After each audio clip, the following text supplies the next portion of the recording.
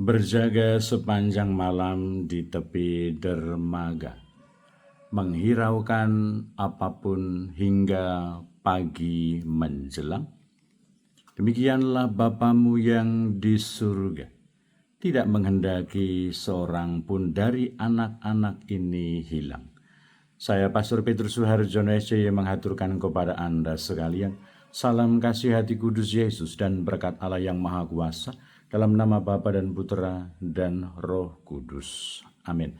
Pada kesempatan ini bersama-sama kita akan mendengarkan dan sekaligus merenungkan bacaan Injil dari Injil Matius bab 18 ayat 12 sampai 14. Bacaan Injil ini juga menjadi bahan permenungan kita dalam perayaan Ekaristi hari biasa pekan Advent kedua, Selasa 9 Desember 2025.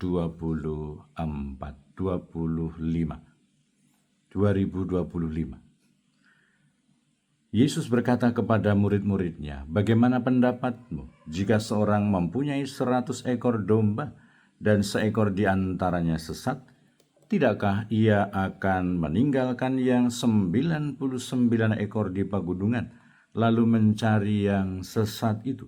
Dan aku berkata kepadamu, sungguh, jika ia berhasil menemukannya, lebih besarlah kegembiraannya atas yang seekor itu, daripada atas yang 99 ekor yang tidak sesat. Demikian juga Bapamu yang di surga tidak menghendaki seorang pun dari anak-anak ini hilang." Demikianlah sabda Tuhan, terpujilah Kristus. Saudara-saudari yang terkasih, selamat pagi. Bagaimana kabar Anda hari ini? Semoga selalu sehat, berbahagia, bergembira, bersukacita luar biasa, dan senantiasa merasakan kasih dan penyertaan Tuhan di hari yang baru ini. Semoga Anda sekalian, kita semua tetap setia dan tekun, saling mendukung dan mendoakan satu sama lain, supaya kita diteguhkan dalam iman kita, dikokohkan dalam harapan kita, dikobarkan dalam kasih kita kepada Allah dan juga kepada sesama. Kita berdoa untuk mereka yang tua, yang lansia, yang sakit. Kita berdoa untuk mereka yang masih kecil, yang masih dalam masa pertumbuhan. Kita berdoa untuk mereka yang masih di dalam kandungan. Kita juga berdoa untuk mereka yang masih di bangku pendidikan. Dan bagi mereka yang sudah selesai sekolah dan sedang mencari pekerjaan dan juga teman hidup yang tepat, kita juga doakan.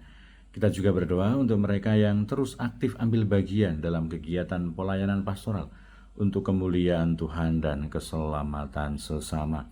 Kita juga berdoa untuk saudara-saudari kita, pribadi-pribadi, keluarga-keluarga yang menghadapi persoalan-persoalan kehidupan. Semoga Tuhan sendiri yang menghibur, menolong, membimbing, menguatkan, supaya menemukan solusi dan jalan keluar terbaik. Kita juga berdoa untuk mereka yang sudah meninggal.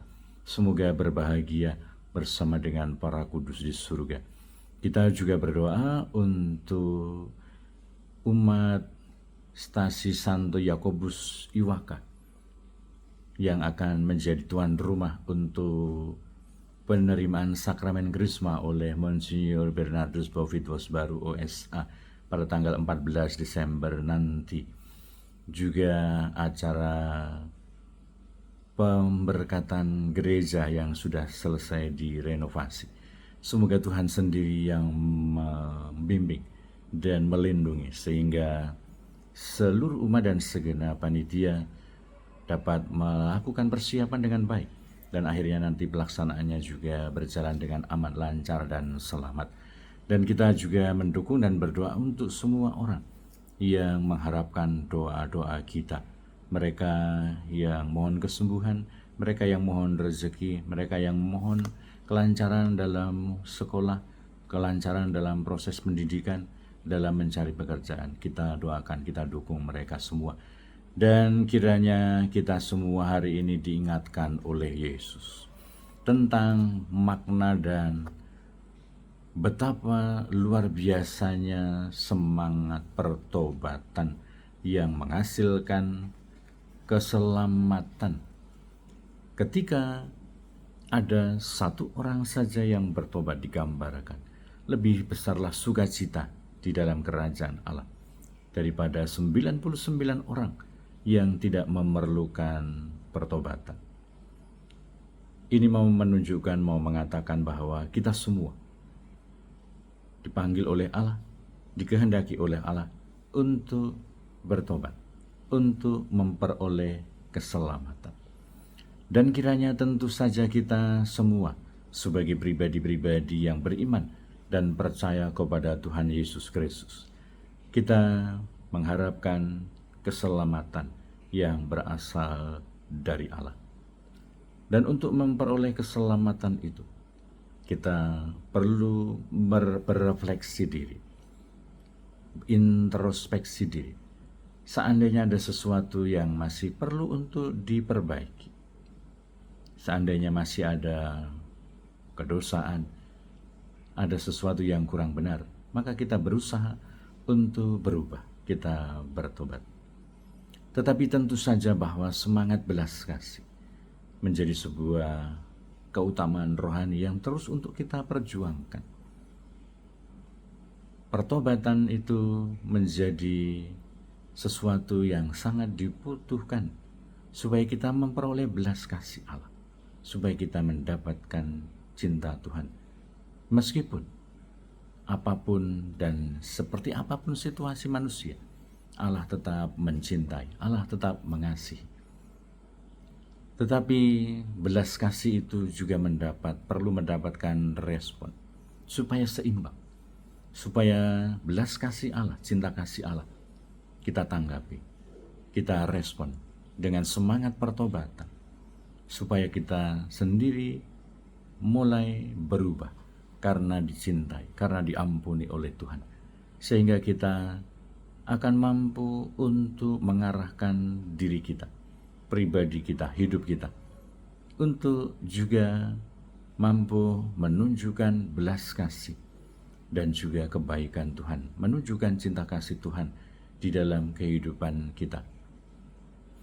Dan tentu saja bahwa itu memerlukan refleksi, memerlukan perubahan, memerlukan pertobatan, memerlukan langkah-langkah yang nyata, yang konkret, supaya hidup kita menampakkan cinta kasih dan belas kasih Tuhan di dalam kehidupan kita.